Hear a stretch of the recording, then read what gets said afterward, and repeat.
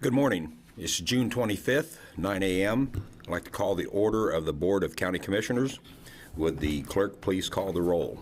Commissioner Shadwick? Here. Commissioner Vidrickson? Here. Commissioner Sparks? Here. Commissioner Weiss? Here. Commissioner Hay? Here. If you're able to stand, please join me in a flag salute with a moment of silence. I pledge allegiance to the flag of the United States of America and to the republic for which it stands, one nation, under God, indivisible, with liberty and justice for all.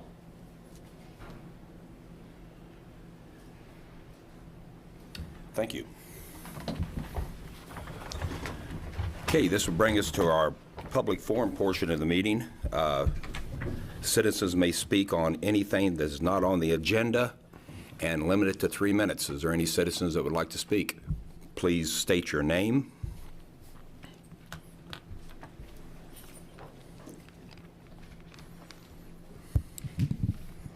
Norman Mantle, Salina. Statute 194501. You gentlemen need to look at it. 194501.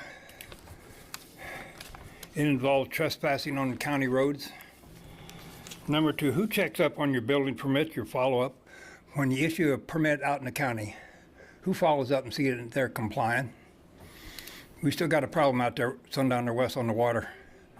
There's no access to the power lines, there's no access to the sewer lines. If that power goes down, if somebody's out there's on life support equipment, DS&O can't get to it. DS&O's been out there checking on it. I'm gonna get pissed if I ain't got no water.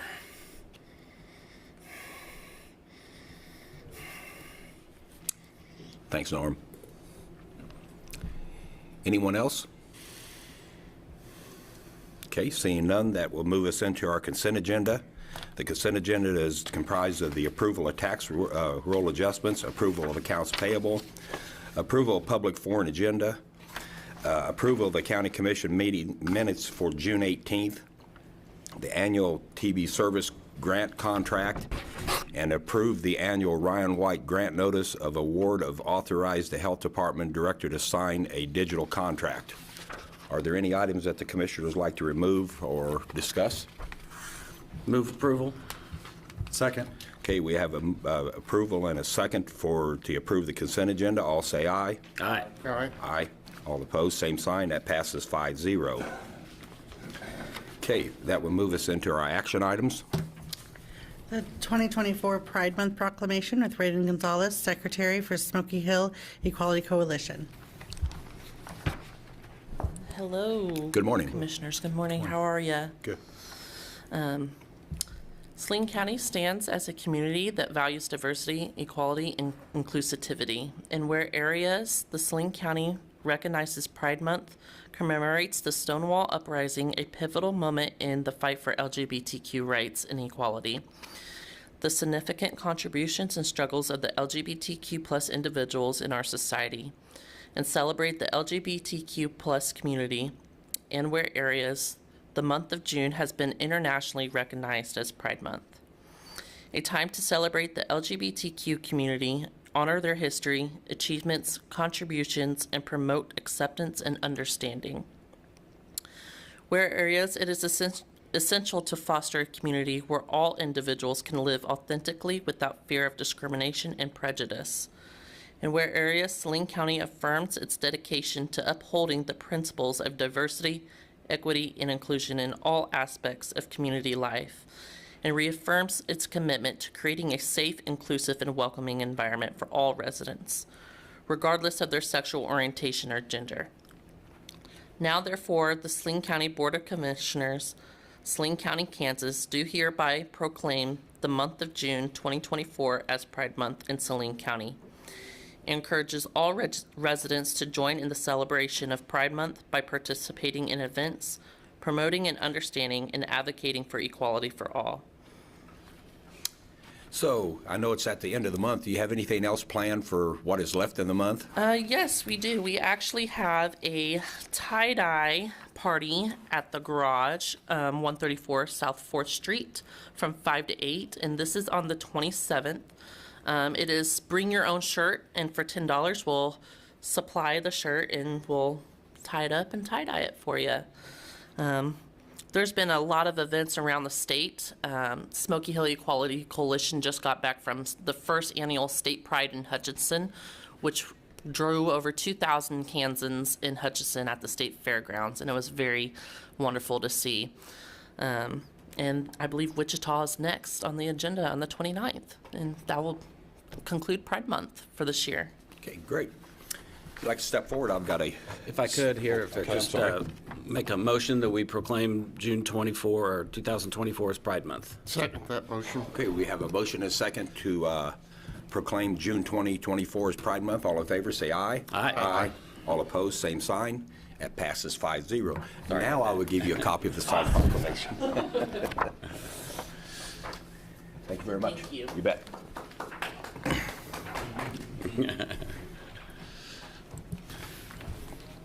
Okay, that moves us into the next one.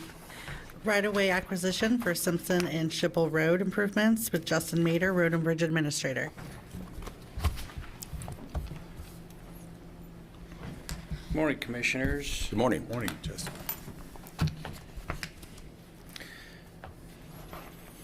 Okay, so Saline County, my office has programmed an improvement project on Simpson Road between Schippel and Campbell Road.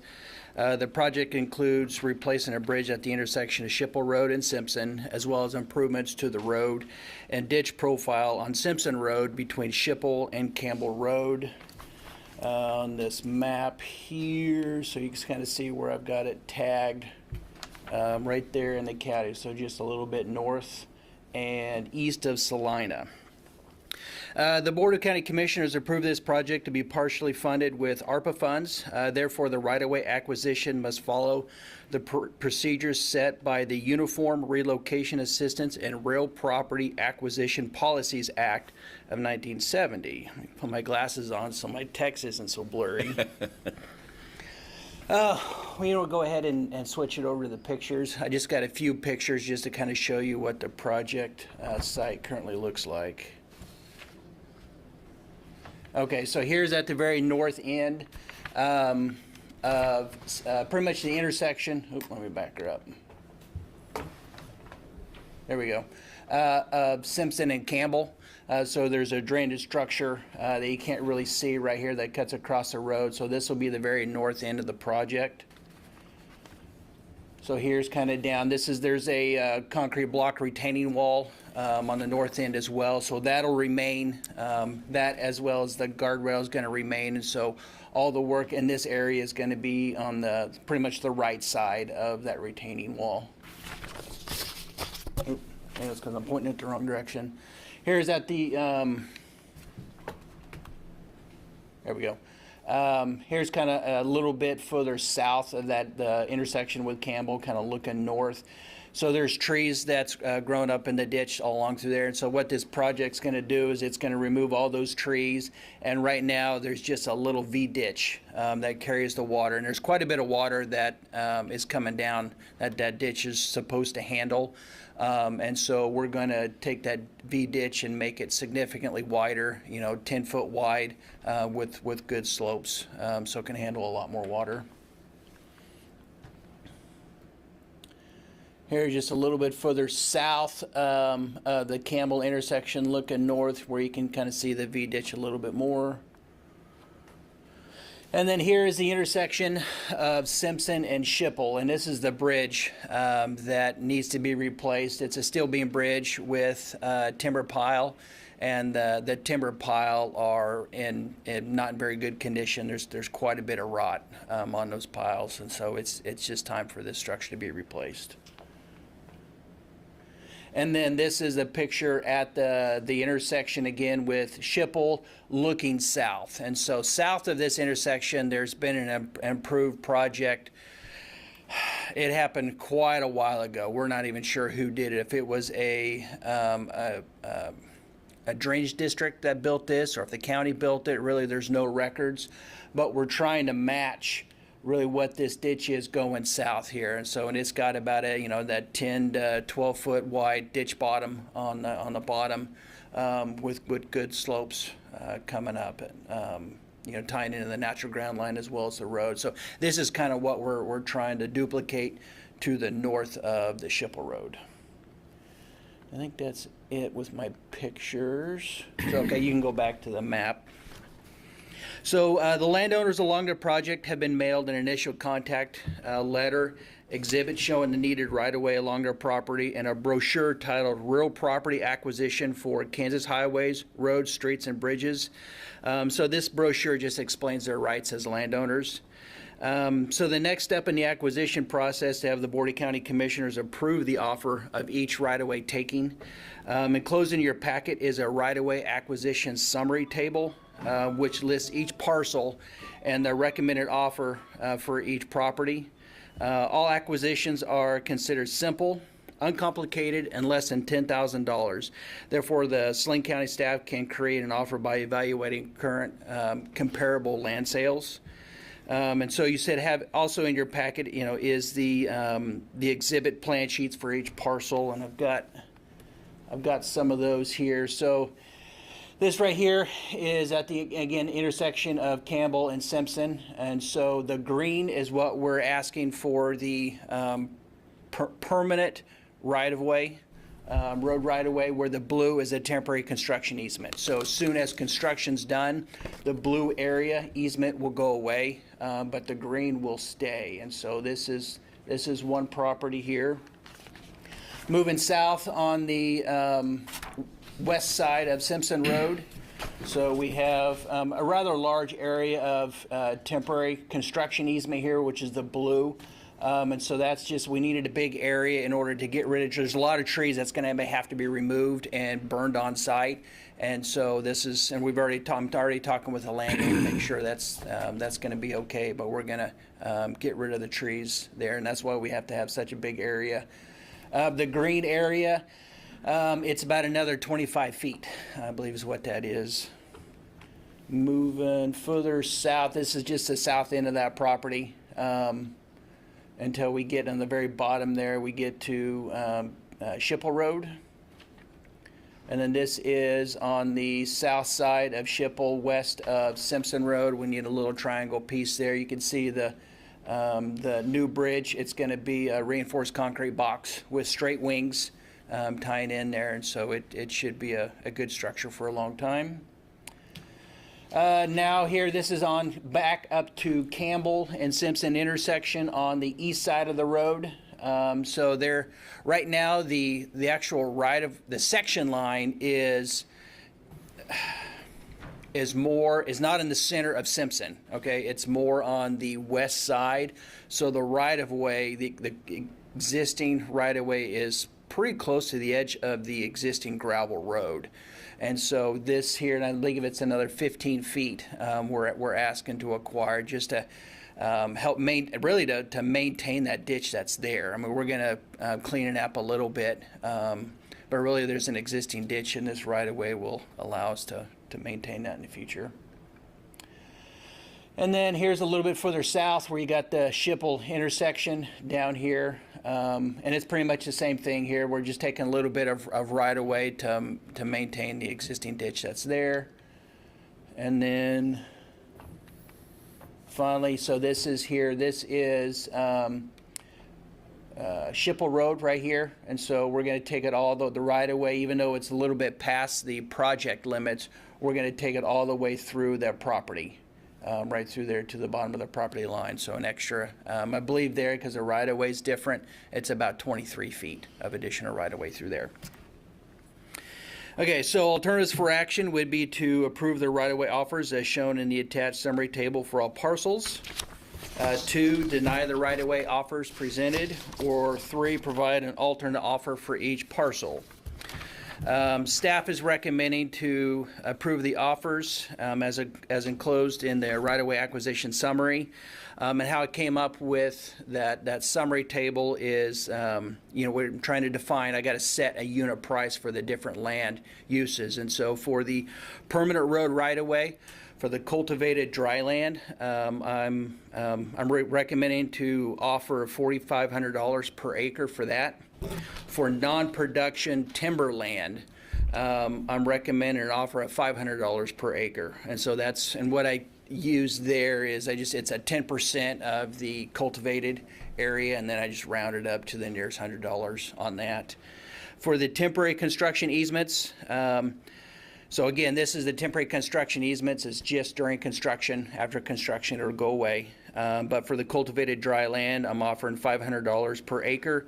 And what this does is it reimburses the landowner for any crop damages. And so, you take, use the example of if you've got 60 bushel wheat, you've got wheat out there in the field that's damaged. 60 bushel wheat and at $1.83 per bushel, and that's about that $500. That's how I came up with that. For the non-production timber land, I'm recommending an offer of $200 per acre. For a budget impact, the total cost for all offers is $12,550. Funds to cover this will actually come out of the 127, which is our special highway account, and then which will be reimbursed then through the ARPA funds. Questions? Any questions? I've got some questions or comments or whatever. Number one, your $1.83 a bushel for wheat took me by surprise when I think it's about $6 a bushel now. Correct. I mean, This is that the project's not happening now. The project's going to happen in the future. And so, and I want to be fair, to the landowner. I don't want to come back and haggle later on, that, oh, well, the price of wheat's a little bit more than what you initially offered. And so I'd rather aim a little bit high to cover any kind of well, I agree with you, but cost. $1.83 and $6 are two different things. Oh, you said $1.83? That's what you said, I thought. It's Ooh, I might have $8. said that, but what I meant to say was $8.33. Whoa, and Sorry. Now I'm going the other way because it's about $6 now. No, right. And so, yeah, it's $1.83 is what I was kind of using as an estimate. I think I went online and kind of pulled up. It was, and this was a week and a half ago. I thought it was in the $7 range. I don't think it's ever been that high. It but might not doesn't- be, so, That's but- okay. But yeah, I'd rather shoot a little bit high and not have to come back and haggle that the price of wheat's gone up and now we owe more money. So. The trees, you mentioned, that was a question right off the bat, was the trees, you're going to take them out. Are you going to take them out just at the intersection or all the way down? All the way Because- through there. Okay. That's All the way through. a All good the idea. trees are going to. And here's where I think the problem lies is clear back a mile up north where the hill starts and the ditches that wash out so badly. I wish that were part of the project in some fashion also, because that's where the washout problem starts. It's clear back up there, about a mile north Yeah. there. So my assistant and I did walk. So from Campbell and Simpson Road, there's a ditch, the drainage ditch that goes straight west. Yes. From there, about I don't know if it's quite a half, maybe a quarter mile. We got our fair share of ticks walking through there. But we wanted to make sure that ditch was, a substantial ditch, because that's really what collects all of that water and then takes it down to that intersection. So we're trying to design a ditch and a bridge for the water that's going to get down to it. I'm talking about from the top of the hill on Simpson. On Simpson Road, that's where the Past, north of the interstate? Yes. Okay, yeah. That's where we the didn't problem go up through starts. there. Right. Is it on private property or is it on the ditches. right-of-way? It's the right-of-way ditches that Yeah. that are all over the place. The sand through there, the soil is just incredibly sandy. Really fine sugar sand, highly erodible. It's going to be tough trying to get something not to cut through there. And like with this project, it's a little better further south of interstate, but we're going to have to do some substantial erosion control just to try to hold the soil where it's at. But yeah, we could go and look at that. It'd probably be another project. Further up, whether that's a project we look at a contract or a maintenance, but I can go sure look at that. Well, perhaps this project that you've got going on at Schippel and Campbell, or right in there, and Simpson and Campbell, will help that water get down there quicker, get through Yes. there quicker, Absolutely. and take care of some of the problem up there. I don't know, but Yeah. just bringing the question to you. Sure. No, it's having a ditch that can handle the water Because we had a structure, the bridge at Schippel could handle the water just fine. It's the ditch just didn't have the capacity that it really needs. And so, but that was one of the things as walking back to the west to make sure that that ditch coming into the ditch at Campbell and Schippel, that ditch can handle that water, and it's a pretty substantial ditch. I was happy to see it was as big as what it is. I mean, like everything, it definitely used some maintenance in there and cleaned out and have some trees removed in through there. But it's better than what I thought it would be. Well, it wasn't just but a couple of years ago, 3 maybe, that they cleaned out the ditch to the south, almost clear to Yes. the river.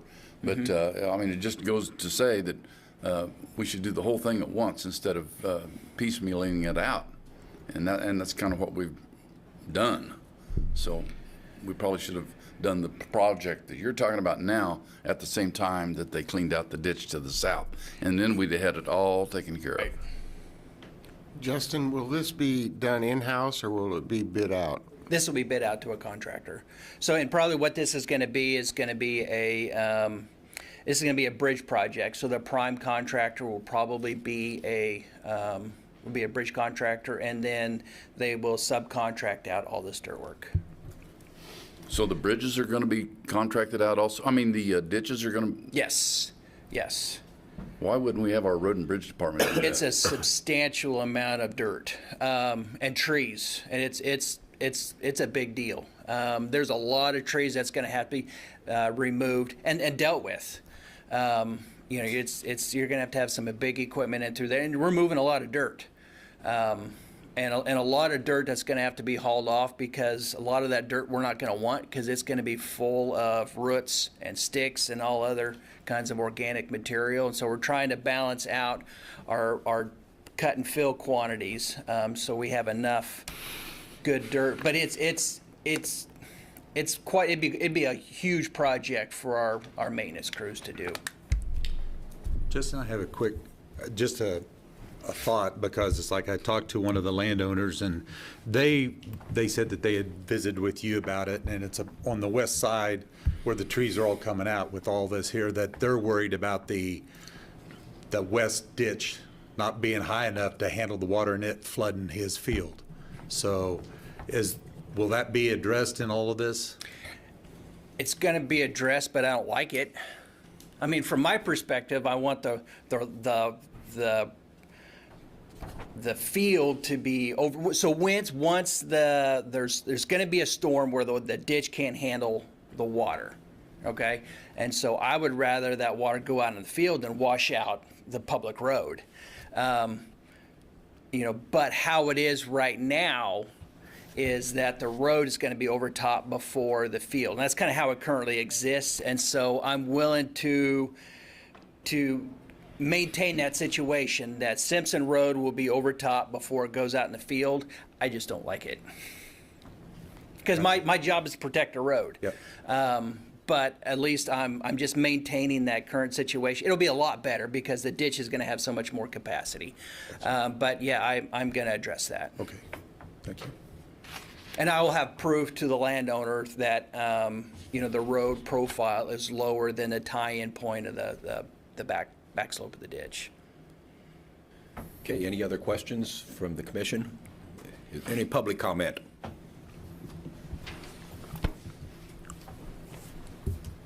Yeah, Norman, I'm Salina.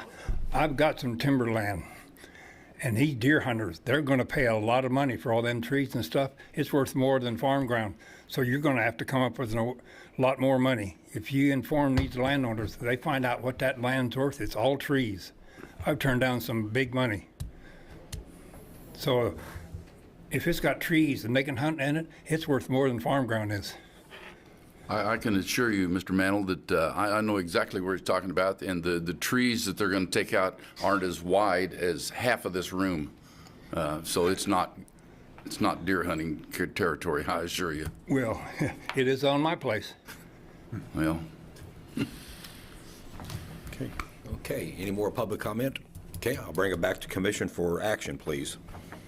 Mr. Chairman, I move we approve RFA 2024-92 as presented. second. We have a motion and a second to approve RFA 2024-92. All in favor, say aye. Aye. All opposed, same sign. That passes 5-0. Thank you. Thank you. That moves us on to number 3. Procuring insurance through pool with Phillips Smith Haynes, County Administrator. Good morning, Commissioners. Philip Smith Haynes. So I gave you a heads up last Tuesday that this item was coming. The item after this, we'll be talking about the county budget for 2025. And one of the significant cost increases that is embedded in that budget is the cost of our property, casualty, liability, and cybersecurity insurance. That amount is going up by about $150,000 from last year to this year. So as a consequence of that kind of massive increase, I started looking at different options. I would have preferred to do this in a much more systematic way and bring you some background information and, have a longer conversation and talk about options. But the reality is that our insurance renewal is on July 1st, which is Monday. So we need to make a decision whether we are going to swallow the entirety of that cost increase or take an option which is marginally cheaper. And we're talking about $30,000 to $40,000 less than that $150,000 increase. So it's still a significant increase. And that option would be to completely upend the way that Saline County has traditionally procured insurance by joining a risk management pool for our property and casualty cyber coverage. We do procure workers' comp through a pool currently. Many counties and cities and school districts procure their insurance through pools, about 80% of all entities. This is another one of those circumstances where Saline County is in a weird size position. If we were 3 times smaller than we are, we would have done this 25 years ago. If we were 3 times larger than we are, we would self-insure. We are in an odd position where we have had the ability to purchase insurance through the commercial market much longer than many other counties and cities our size or smaller. But insurance costs are going up for all of us, homeowners, business owners, and certainly for local governments. And so that marketplace is changing, and it's my recommendation today that we join the Kansas County Association Multi-Line Pool, KCAMP, which is an organization that was created specifically to address the insurance needs of counties in Kansas. They have some city members as well. That is, as I said, a complete change in the way that we have traditionally procured insurance, but it has the potential to save us money, both, $30,000 to $40,000 currently, but then also going forward to try and temper those cost increases going forward. So both Mark Skidmore from Iron Insurance and representatives from KCAMP are in attendance today. Ask them if they have any questions, but that is the basics of the reason for this request, and I'd be happy to answer any questions that the commissioners have. I guess my first question, how long have we been with the current insurance company we got now? We've only been with Travelers 2 years. We were with Travelers before. We switched off of Travelers to try and save money.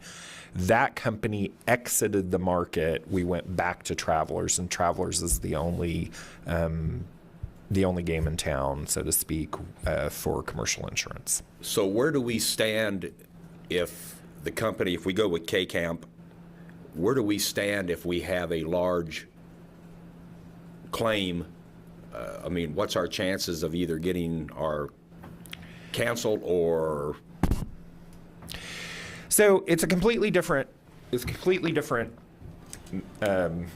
organization, right? You're not buying something, you're becoming a member of something. So you're an owner of the pool, essentially. You have a vote on the pool. The pool shares all those risks. So if Saline County has a large claim, they have, 80 other counties that pool that risk with you. Of course, your contribution would go up in future years. They also have reinsurance that if the claim is really, really large, then they place through Lloyd's of London for that really large losses. Okay, and this is on a year-to-year basis then? Well, again, procuring an insurance policy through the commercial market, we do on a year-to-year basis. If we join K-Camp, we're becoming a member of something. So we would not be bidding out insurance coverage on an annual basis anymore. We would periodically, maybe every 5 years or so, look at whether the commercial market has changed and it might make sense for us to go back. But essentially, it's sort of like once you're in, you're in. It's a membership-driven base as opposed to a commercial transaction, if that makes sense. So I invite both David and so we're at the mercy if those premiums go up. We're at the mercy of the membership then that we are. Yes, but again, we would have a vote on that, and it's designed. The coverages are specifically designed for counties, yeah. Okay. And we're at the mercy right now anyway. Does the K-Camp membership, would that eliminate our need to buy insurance from Iron Travelers and so forth? Yes. We would eliminate them altogether. So what is the cost? We would have a much different relationship with Iron. Mr. Skidmore and I have had a conversation. I mentioned in the staff report that Butler County went to K-Camp recently. They've retained their broker to do specific things. That contract with Iron might not be eliminated, but it would be very substantially reduced in scope and in cost. And what is our cost? The way I'm hearing it, there's no cost to join K-Camp. No premium cost? Oh, there's a $300,000 premium cost for the remainder of this year. That's confusing me even further now than a $300,000 cost versus a $150,000 cost. No, $150,000 is the increase, Bob. Oh, okay. We're going from $450,000 a year in premium to $600,000 a year in premium. There's the number I was missing. Their cost for the remainder of this year, for half of this year, is $300,000. How many counties are represented by K-Camp? 78. So if there is some sort of a disaster in Saline County, or let's put it Butler County, which is a bigger county, but Greeley County or some of the western counties their percentage goes down by population or value, or how does that work? I mean, I'm not going to pay Saline County's not going to pay the same thing as say Ellsworth County or Lincoln County or something like that. No, correct. They don't call them premiums; they call them contributions, but it's essentially the same thing. Those are set annually based on the property schedule that we have. Like, Ellsworth County doesn't have an $80 million jail. Greeley County doesn't have an $80 million jail. We do. So there's a cost associated with that, but then there's also the cost of the entire pool that is spread across all the members. That $300,000 that you were talking about is our contribution. Would that From be July 1 through December 31. only for 3 months? That's 6. 6 months? Well, then that's not really a savings, is it? I mean, if It is that's on only for half the year. It is on an annual basis. We have, that's another part of this. I mean, that's a good point. Our current cycle is a July to June renewal, which does not work very well for us because our budget is on a calendar year. K-Camp is on a calendar year. So that would get us on the same cycle as the budget, but they are willing to do 6 months just to sort of get us in. Okay, but again, if I prorate that with 12 months, that's $600,000. And the same $600,000 that Travelers is trying to. Am I missing something there? So the cost of Travelers, I was doing very round numbers. The exact numbers are in the staff report. So it's $633,519 plus what we're paying to Iron. So the difference on an annual basis is $43,196. That's the annual difference, but we're only paying at this time for the first 6 months. So we're not saving a tremendous amount for the first 6 months.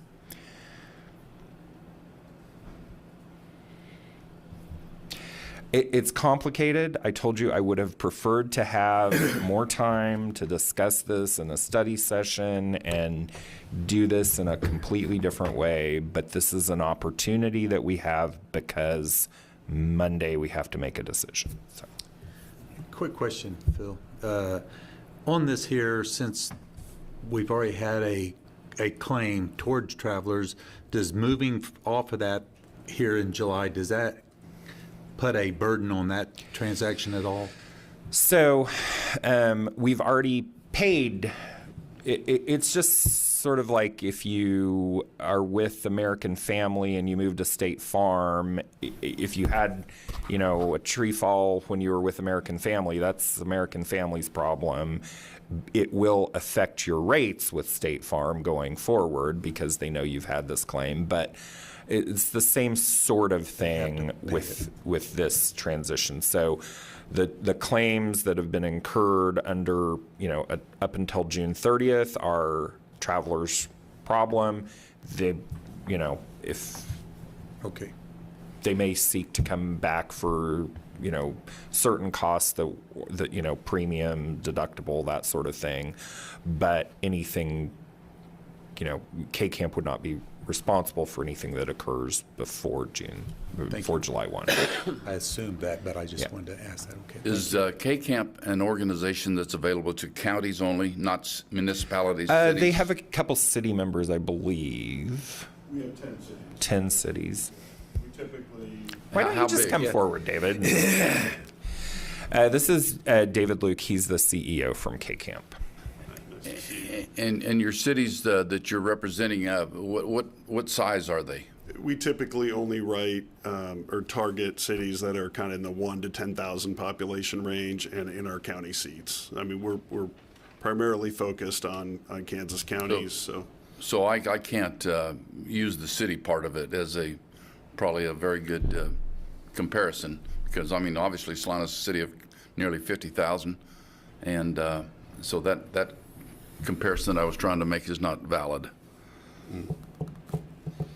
Question, Phil, you mentioned that the big boys self-insure, and we aren't in a position to do that. Could we get ourselves in that position, or what keeps Saline County from ever being a self-insured? Money. Any time you want to raise a couple mils specifically to put in a reserve account to guard against future losses, we could possibly make that work. But the whole concept behind insurance is that you're trying to spread risk. And so it's being a part, whether it's through a pool or through the commercial market, being a part of something larger than yourself helps you spread that risk. And so we would have to be in a position financially to assume all of that risk. That would mean we would have to have enough resources that if a tornado came through and took out the brand new jail, we'd be able to rebuild the brand new jail. Now, you could reinsure for large losses, 50 million, 100 million losses, but you'd still have to have substantial assets up front. So, does it make sense to explore with the city of Salina to join forces there to have a self-insurance type thing? Or are they big enough, not big enough?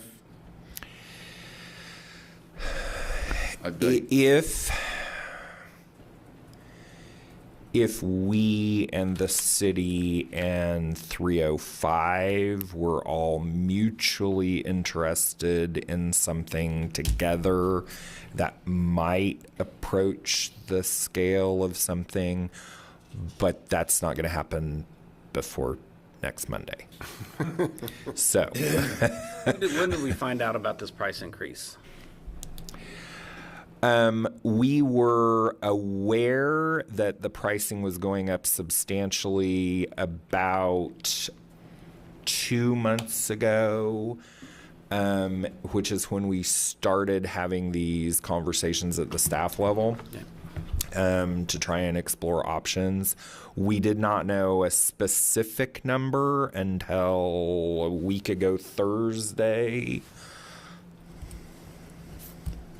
So we're in a different position than the city is because we've got an alternative place to go where, like last night with the city commission, they approved the travelers because they didn't have an alternative place to go to. They had to go stay with what they had. I believe they have explored a pooling concept in the past, but there's not I will say there is a city pool. It is focused on much smaller entities than Salina within Kansas. There is another pool out of Missouri that they've looked into in the past. I don't think that pool is desirous of coming this far west is really the issue. So yeah, we're fortunate from that. I mean, fortunate in air quotes because we're still talking about an extra $100,000 cost no matter what we do. So. I guess from what I'm looking at here is, we depend on the staff, or I depend on the staff to bring us the best options that we can get, and none of these options are good. And none of them are good. But anyway. Well, another thing that kind of sticks out to me is the 10%. It says 8 to 12%, so I'm just going to take 10 for an increase in 2025. And on the 600,000, that takes it to 660, which is slightly more than Travelers. Slightly more than Travelers now. For the next year. Well, again, apples and oranges, because next June of 25, we would get a bill from Travelers for whatever that is, and I'm not even going to hazard a guess right now. maybe Mark will, but I mean, that's probably going to be at least an 8 to 12% increase for them as well, off of a higher base. The part that I'm wrestling with right now in my mind is, because this is going to come to a vote here in a minute, is to make a change this significant, this quickly, with this short of notice, with this. I'm uneasy making those kinds of changes on a just a couple of minutes notice. Could not agree more.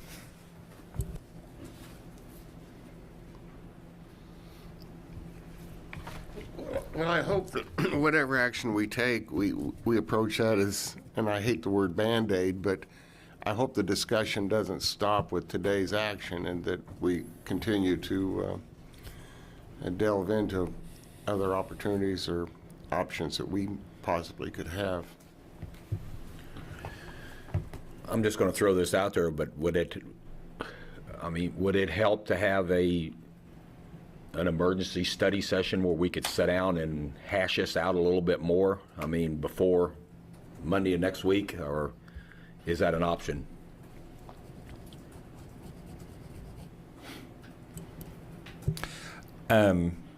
Well, I would say you've got two people right now in the room far more knowledgeable than me about this. They are the two people we would probably bring into a study session. So I don't know what either of their availability is at any time between now and next Monday. But I'd ask them maybe if they would each like to address you and say things that I haven't been able to say. Might not be a bad idea. Okay. Well, I'm happy to just give a quick overview, but certainly if you decided you wanted to do a meeting, I mean, we do have our KCAM board meeting this week, but other than that, we can be available. I think,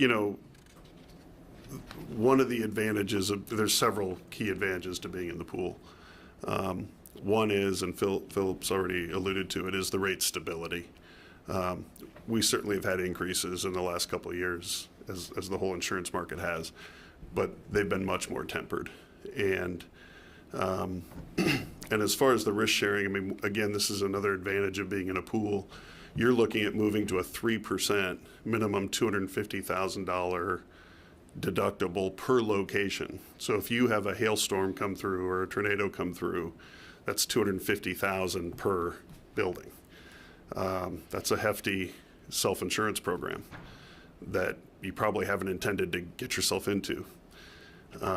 So that's a significant change that's being thrust on you without your being able to deliberate and decide if that's what you want to do, and is the funding adequate with the county to address that kind of loss. We were faced with something similar a year ago, where our reinsurance was saying, hey, we want to see 1% deductible per location. And our board is made up of commissioners and clerks like yourselves, and the board looked at that and said, we don't want to do that. And as the administrator, I'm looking at it and saying, well, I have, out of 78 counties, I might have 2 or 3 or 4 that are going to have substantial wind hail losses in one year. Why am I going to penalize every single member with a 1% per location deductible simply because I know a handful of them are going to have that kind of loss? So what we did was had our actuary project what the losses would be between a $10,000 per occurrence deductible up to I think we'll go up to $250 if the member wants that. Per occurrence deductible, what the difference is in cost between that deductible and the 1% per location. The pool then shares that cost. So our rates went up to cover that cost, still lower than the commercial market, without making our members become self-insured entities. And that's something that you just don't see in the commercial market because it's a member-driven enterprise. And those are the kinds of things we can shield you from when you're in the program. So the discussion about self-insurance is interesting because you actually are becoming self-insured in a way that you really didn't anticipate. And that's why pooling exists. That's why it was created, because the commercial market gets very skittish about public entity risk. When I give the presentation on pooling generally, I always show the Time magazine cover from 1986 that says, sorry, America, your insurance is canceled. Because that's what happened. The commercial market just pulled out. They didn't want to cover schools. They didn't want to cover cities. They didn't want to cover counties. And pools got created all over the country. And as Phil said, they're now 80% of public entities are in a pool. So I think, you'll see more rate stability. You'll see more predictability on rates. We're not going to show up a month before the renewal or 2 weeks before the renewal and say, hey, everything's going up 100%, 50%. You're getting this huge deductible increase. When we did our biggest increase in our history, we telegraphed that to our members 6 months out. Because that's how we're set up. We know what your budgeting process is. We know your timing. And we want to get you reliable numbers well in advance so you're prepared for that. So I think that's, these are some of the reasons why when, like Phil said, when a member joins, they stay. There's no obligation. You don't have to stay in 3 years, 5 years, 10. You can come in 1 year and leave if you want. But we don't have members leave. Our underwriting manager, Bob Taylor's here, and he worked in the commercial market for years. And I asked him, well, what's the turnover in the commercial market? What do you see? And he said, look, if we kept 80% of our business, that was a good year. That's what we kind of targeted. If we lost 20% of our membership every year, we'd be in a lot of trouble, right? Our members come in and they stay because they like the predictability, they like the rate stability, and frankly, you're getting more coverage. We don't exclude any of your vehicles on auto physical damage. Travelers does. We provide you higher liability limits by $1 million, higher crime limits of $1 million versus $250,000. So you're getting lower deductibles. You're getting higher limits of protection. You're getting rate stability, and we haven't even talked about the risk management services, but those are in the proposal. They're very, very extensive and very tailored to what counties need. So just a lot of advantages to being in this program. So happy to answer any questions. A couple of that I have real quickly. What's the largest county that you represent now? Butler's probably our largest member. Population, if we're going off population. Yes. So probably 68,000. Okay. You mentioned the $250,000 deductible. Was that pertaining to a self-insurance program, or was that would be our deductible? Your deductible that we quoted is $100,000 per occurrence. So rather than having a $250 per building, we're proposing a $100,000 for the whole occurrence. So if we have five buildings damaged in one storm, our deductible is $100,000. Correct. Okay, any other questions for, okay. Mr. Skidmore? Good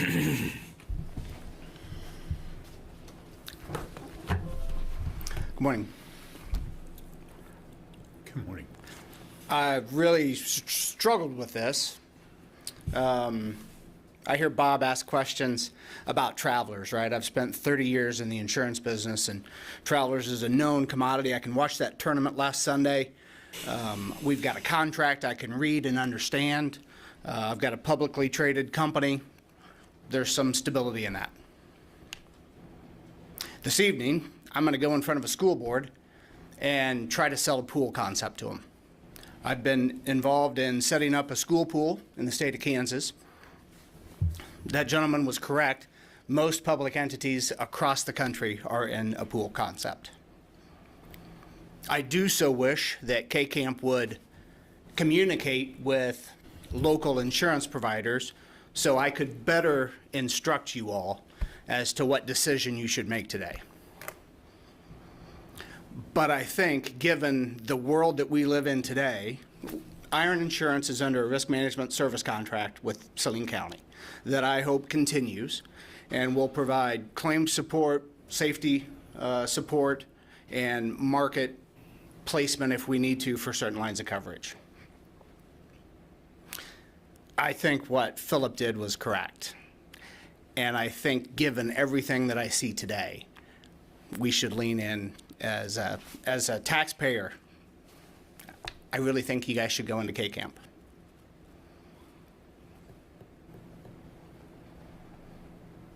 Very admirable. What'd you say? Very admirable. Well, I mean, I don't know where this ends. Joe watched the city commission yesterday, right? The city does not have an option. We are a tweener, right? We're too big for a lot of the insurance companies. We're not big enough to do it on our own. We can stay with Travelers, but I have no idea what that looks like in a year. The worst part is the deductible, right? We're at a 3% with a minimum a $250,000 deductible if we stay with Travelers. So we've got to think, and last year we actually did a little modeling for you all, what would happen, especially with the new jail, right? 3% is going to be, if a tornado sits down there, that's a bad day for us. Now, I can't speak to K-Camp's financial stability, right, which is the drawback that I've got here today, making a recommendation to you all, because I'd like to look at their financials, because I know what Travelers is rated. And I even know what my school pool looks like in the Department of Insurance in Kansas. And maybe they'll change their mind and will talk to me after this meeting. But you guys unfortunately have to make a decision today. But as I've wrestled with this, I can't go talk to a school district tonight about pooling and stand up here and tell you guys you shouldn't. When there's a price savings as a taxpayer and the deductible is dramatically different. So what's the difference between your pooling option that you're talking about for the school district and having a pooling option for the county? None. I know what our financials are, right? Iron Insurance was instrumental in 2015 in bringing 4 school districts in to get a school pool off the ground in the state. And we started with 10 school districts, and now we're at 100. Okay. It's the same type of concept. What I can't speak to is their reinsurance. And Bob asked some really good questions about some property, which are the questions that I've asked, right? Let's say a storm hits and takes out, we've got what's our schedule, $127 million, right? So at some point, they've got a reinsurance policy that kicks in. I don't know where that is. I would suspect that it's probably in the, I have no idea, but we've got $127 million worth of property. So let's say a storm comes through Ellsworth, Saline County, and Dickinson and does dramatic damage. Do they have a problem? I can't speak to that. I don't know. I would have been just where Bob was earlier, right? I always look at pooling as I'm playing on a basketball team, right? When I played basketball, if I was the best player on the team, we had a problem, right? If I'm the 5th best player on the team, hey, we might have a good team, right? I think you have to ask those questions about a pool, right? The fact that Butler County's in kind of calmed me, right? The fact that they've got almost 80% of the counties in Kansas, okay. Right, they're probably never gonna, I don't think they have Sedgwick. Probably, they're gonna self-insure, right? Okay, pooling may be the best concept.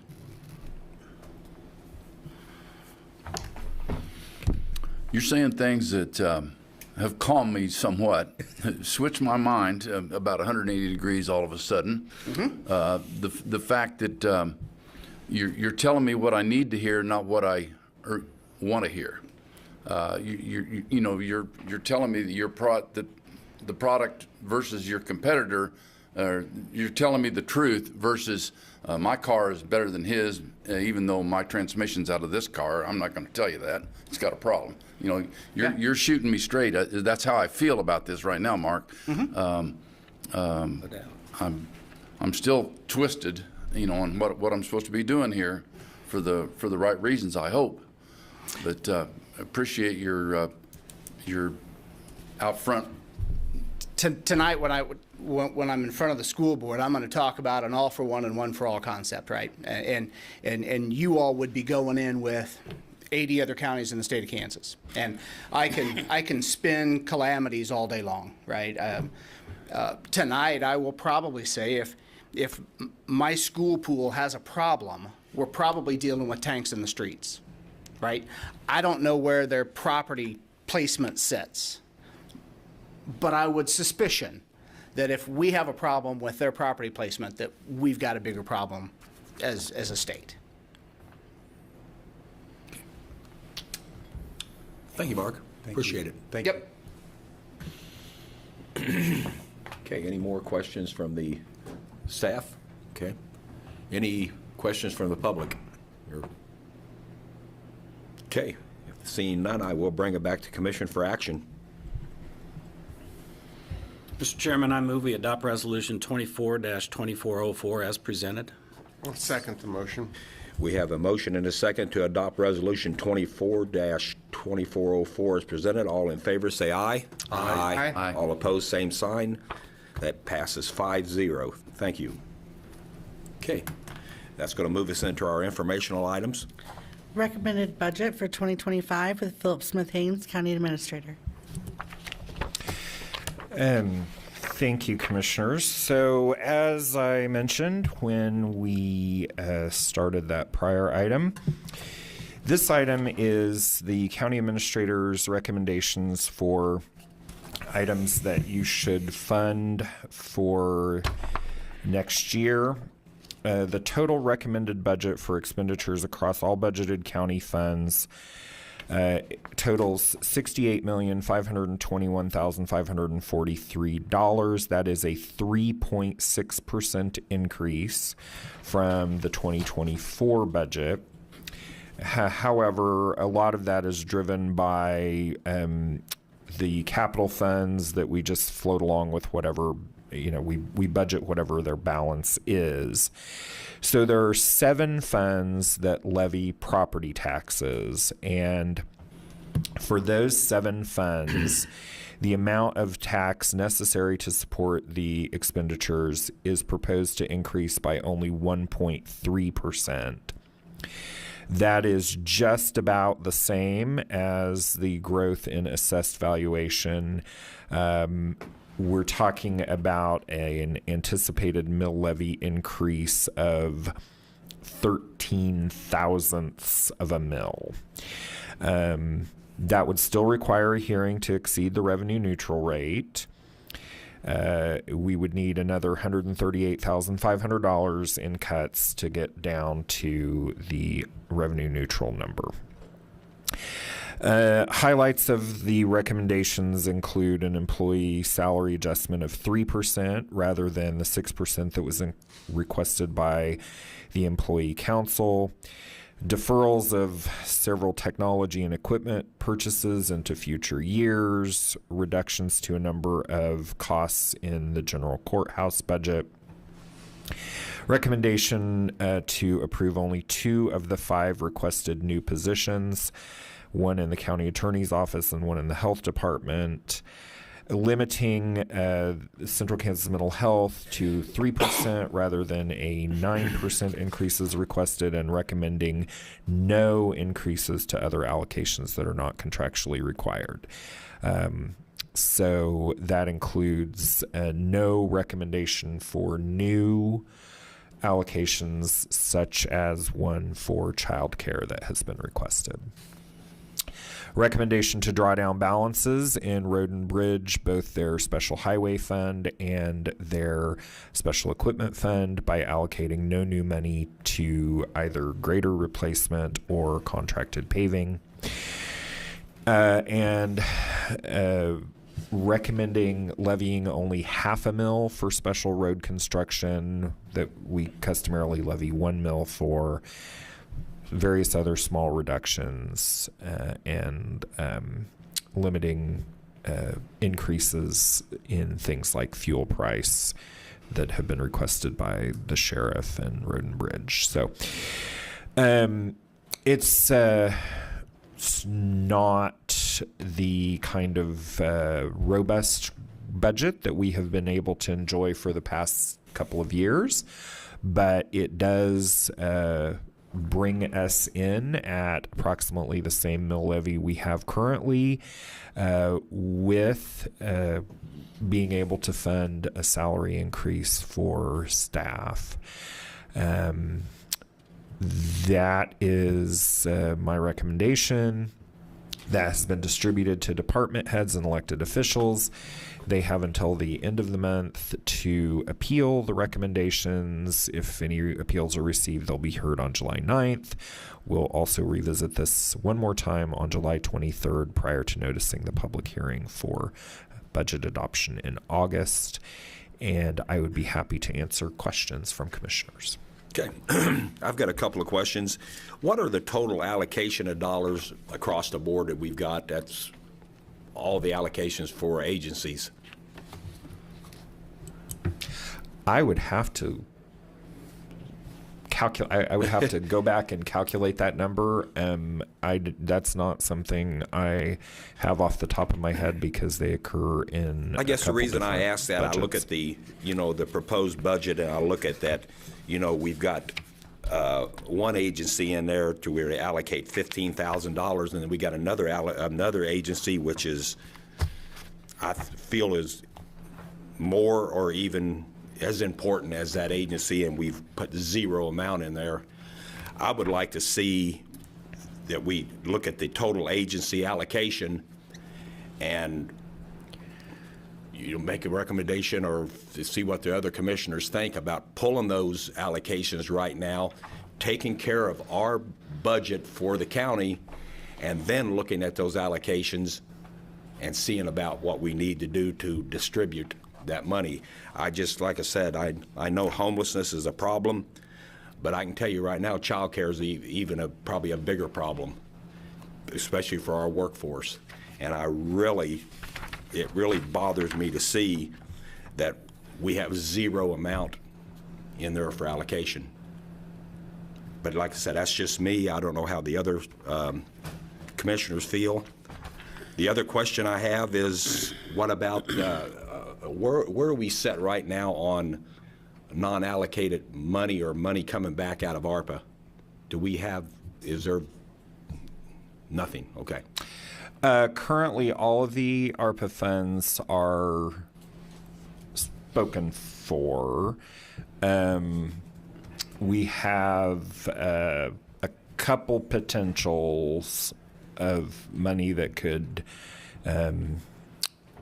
not get spent. One is in the water districts. We have funding that's still hanging out there. If some of their bids end up coming in below budgets, we could get a little bit back.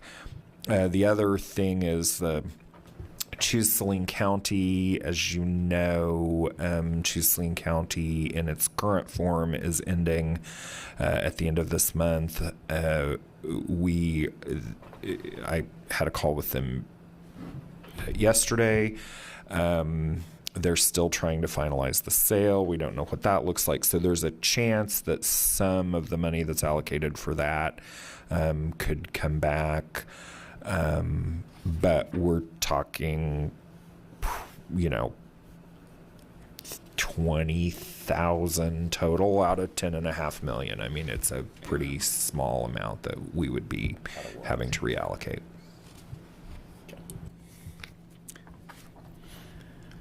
To comment on the chair's comments about the allocations, obviously that I've always been uncomfortable with that, and that's why I'm proposed a study session later this year, because it is kind of willy-nilly. I mean, it really is. So I have no problem pulling that back out, because I still have some questions on that too. But and I know these are questions that are very minute, so I apologize by that. But we don't have any money coming in for donations or grants on the senior center. It didn't look like. I mean, we only had donations last year of 563. I thought that we got grants, and I thought we. So, we've talked a lot about the senior center over time. The senior center's operating costs are out of the general fund. So what you're looking at is donations that are going into the general fund, which are very negligible. There is a separate senior center donations fund that receives substantial, probably 150-ish thousand a year. That it mainly supports the costs of food, principally for Meals on Wheels, but also a little bit for the center, and occasionally does some capital project. Perfect. The opioid settlement money, what all can that be used for? Because that doesn't seem to be going anywhere. Yeah, so you might notice that has gone down for next year, and the reason is because I don't have, since it's new, there's not a good track record of how much we're getting. I'm just budgeting the amount of carryover plus the amount that we've received year to date. And we have not received a substantial amount year to date. I expect that number might go up before budget adoption. It can be used on things specifically related to the opioid crisis. So it could be used for treatment. It could be used for interdiction, so some law enforcement purposes. So the opioid task force, which I believe they're in the process of renaming themselves as well, but that group is currently conducting a community-wide needs assessment to try and make recommendations for how both the county and the city should allocate our proportions of that money going forward. I'll take a little bit different stance than what I've heard previously here. And, I don't think you were here at the meeting, Joe. Well, I don't remember which meeting it was that I mentioned that we should allocate a specific amount of money to the city. And we're not in a position to know what the city needs best. The city fathers are in a better position than we are as far as whether they need more child care or OCCK care or whatever the deal is. I would rather that we just allocate a dollar amount to the city and let them distribute it to those. And if they think every ounce of that should go to child care or OCCK or Central Kansas Mental Health, whatever it is, I think that's the way we should approach it. But I haven't found any support for that, so that's where I'm at. I disagree with you. You have found support. And Sure. And that's why I said that's why we need a study session with the city later on this year. But we couldn't get it done so fast. But that's now. Well, I guess I'm missing something here, but. Well, you criticized that we were doing things too quickly when we were talking about the pay, and then all of a sudden you want this under the gun. And that's why and that's all I said was later on. I said, I agree with that, and that's why we need to get with the city, and this process needs to be cleaned up for next year.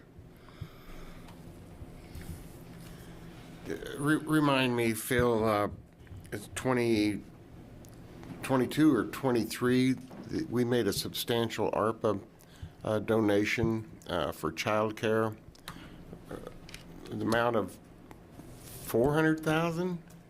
Yes. So it was in 23.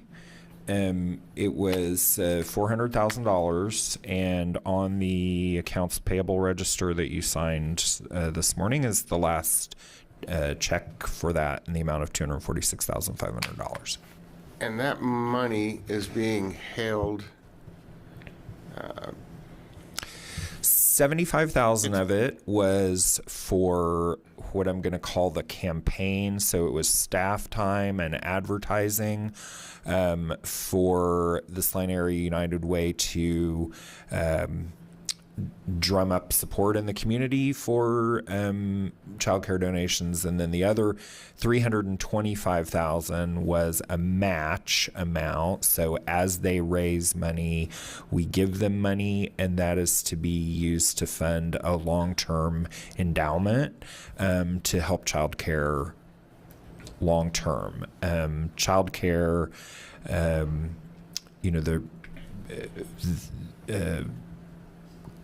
they've spoken about this before. There's two pieces. They need an immediate amount of money, and then they need a long-term sustainability plan. And so we particularly focused our efforts on that long-term sustainability plan.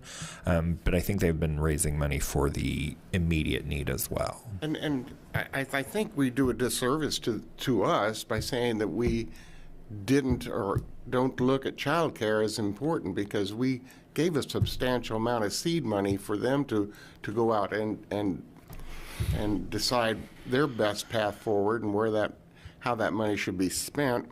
And I agree that we need to partner up with the city and not be, we got all these entities coming to both of us for monies, and we have no communication between ourselves of wants or needs. I agree with Bob that many of these problems, childcare, homelessness, all that, are actually pretty much a city problem.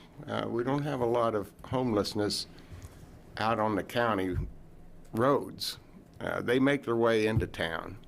And if we can help, if we can support, I'm for it. But we do need to have that conversation down the road with the city fathers. Absolutely. About our role and how we can best help. I appreciate this budget. It has been one of the smoothest ones for me to follow, and I believe you have you have looked in every corner for every penny. The thing that concerns me is some of these cuts and way things were financed aren't sustainable long term, and we got to be attuned to that. But again, I appreciate this budget and I support it. That's correct, Commissioner. There are a number of recommendations, particularly in the road and bridge area, that we will need to revisit in future years. They have pretty hefty balances in some of their special funds at the moment, but once you spend them, they don't replenish. So the hope, of course, is that in future years we would have better growth in assessed valuation than we did this year, and that there would be an ability to restore some of those things. One last thing before I get off my soapbox. The amount of budget increase, you 13 hundredths of a mil, or what was that again? 13 thousandths of a mil. 13 thousandths of a mil increase. Is there not enough growth, and we have the county appraiser here, that more monies can or will be collected that will lower people's taxable liability? So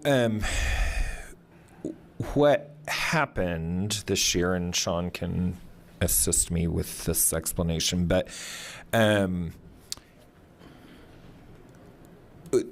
the state changed the filing for personal property, and a lot of personal property did not get refiled on the roll. And so the appraiser's office does anticipate an increase in the valuation associated with personal property between now and the time the November tax roll is transmitted.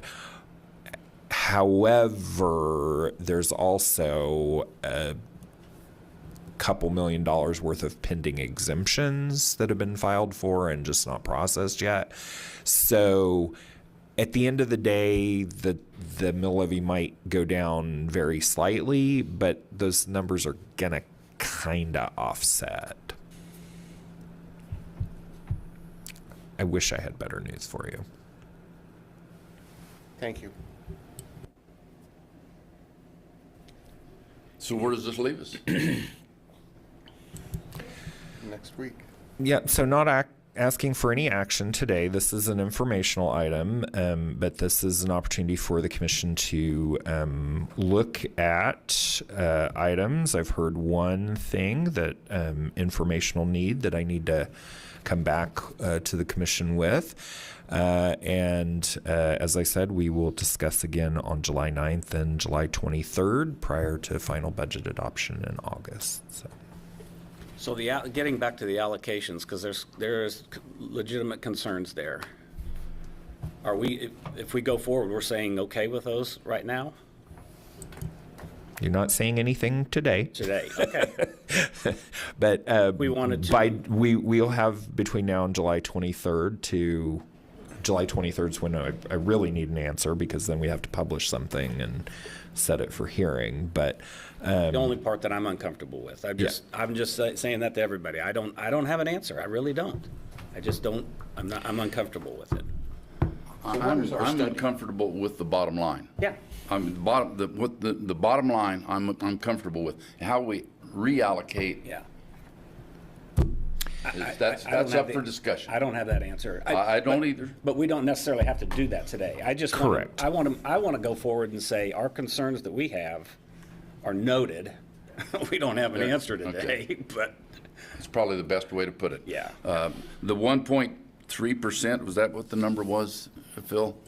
tax increase, yes. Yeah, roughly. And I mean, if we can hold it to that, I think we've done a yeoman's job to be able to do that. And obviously, when you work a budget, somebody's not going to be happy. So our study session on the 16th, what's that, what was that going to be on? Do you have of next month That was going to be regarding elected official pay. only? Would that take the whole? I've reached out to the city. If you're trying to talk about allocations, I mean, we could certainly talk about allocations for this year, but not with the city on July 16th. Okay, that's with the city. Okay, that's fine. Yeah, that conversation would be later on. I've reached out to the city manager about potential dates on that. Okay. But yeah. Okay. yeah, I'd like to get that tackled before some of us leave. I mean, we've got a lot of experience up here that needs to be tapped. Exactly. I mean, I got to commend Commissioner Vidrickson when he first came into our meeting and said, I think we ought to try to hold this at 3%, and I think the whole commission agreed, and I think you've done an excellent job on 3.6. I mean, that's commendable. Like I said, I still want to look at the allocation part. Any other questions? Okay, that moves us on to number 2 of the informational items. County Administrator update with Philip Smith-Haynes, County Administrator. Well, I feel like it's the Phil show here, but I'll make this very brief. The only thing I wanted to update on was just the fact that the state had a special session, and they did 2 things. They passed the tax plan, and they passed incentives for attracting professional sports teams to Kansas, and the governor has signed both of those, and the impacts on Saline County are pretty negligible for both of those items. Okay. Commissioners' comments? Okay. Announcements? Okay. I think that moves us into, we've got couple of executive sessions. Phil? Yes, I'd actually like to request that we do the attorney-client privilege one first so we can get Mr. Montoya out of here. He's been waiting for a bit. So staff would request that the commission recess to executive session under the attorney-client privilege to the Kansas Open Meetings Act to discuss a matter of potential litigation for 7 minutes and reconvene in this room at 10:30. So moved. Second. Okay, we have a motion second. All in favor, say aye. Aye. Aye. All opposed, same sign. That passes.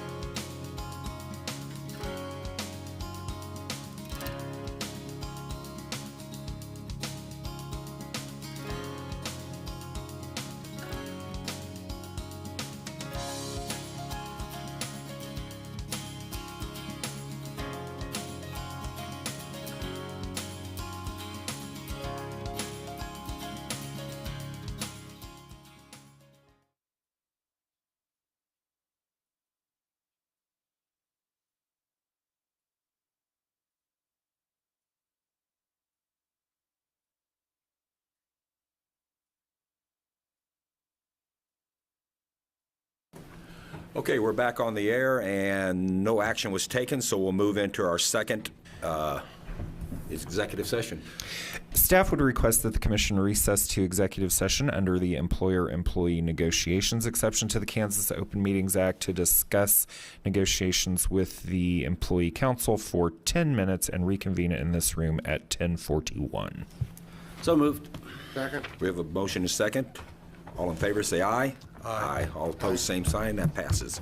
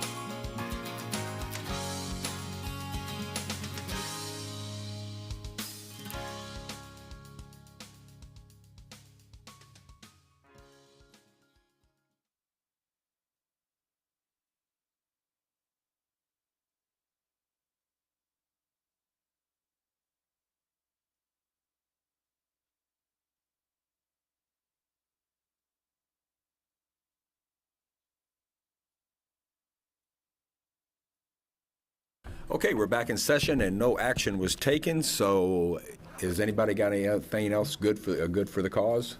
If not, I'll ask for a motion for adjournment. So moved. Second.